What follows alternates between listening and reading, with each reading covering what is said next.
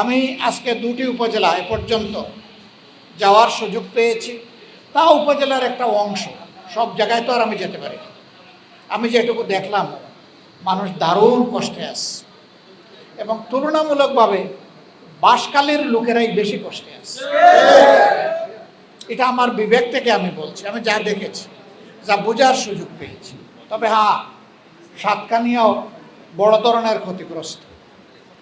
পুরা চিটাগাং বিভাগ, সিলেট বিভাগ, রংপুর বিভাগ, ময়মনসিংহ বিভাগ, 8টা বিভাগের মধ্যে অর্ধেক 4টাই সম্প্রতি বন্যায় দারুণ ক্ষতিগ্রস্ত। কিন্তু আমি এখানে প্রথমে আসলাম কেন? আমার তো বাড়ি সিলেট বিভাগে। আমাকে অবশ্য লোকেরা জিজ্ঞেস করে আপনার ঠিকানা কি? আমি বলি সাধারণ পরিবহন সমগ্র বাংলাদেশ।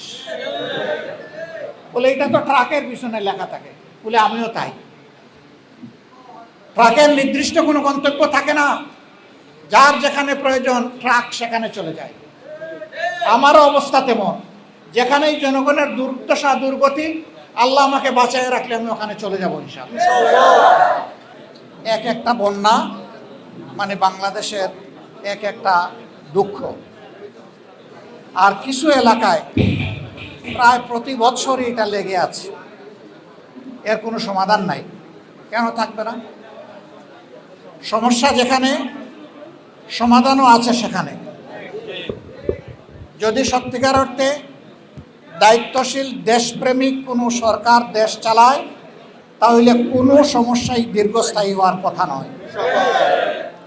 কিন্তু আমাদের তো বছরের পর বছর লেগেই আছে।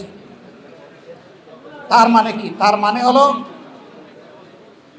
যারা দেশ পরিচালনায় গিয়েছিলেন তারা জনগণের কথা চিন্তা না করে নিজেদের কথা চিন্তা করেছে। দেশের সম্পদ বিদেশে পাচার করেছে ওরা। এরা দেশের দুশ্মন, জাতির দুশ্মন। এরা কারা? গ্রাম থেকে শুরু করে সচিবালয় পর্যন্ত যারা বসে আছে, গ্রামের মেম্বার থেকে শুরু করে যারা পার্লামেন্ট মেম্বার হয়েছে, মন্ত্রী হয়েছে, যুগে যুগে প্রধানমন্ত্রী হয়েছে, তাদের সবাইকে আমি খারাপ বলছি না। কিন্তু তাদের মধ্যে বেশ বড় সংখ্যক ডাকাত ছিল। এই ডাকাতেরা দেশের সম্পদ লুণ্ঠন করেছে। এই জন্য জনগণের হক জনগণের কাছে পৌঁছায় নাই, জনগণের সমস্যার সমাধান হয় নাই।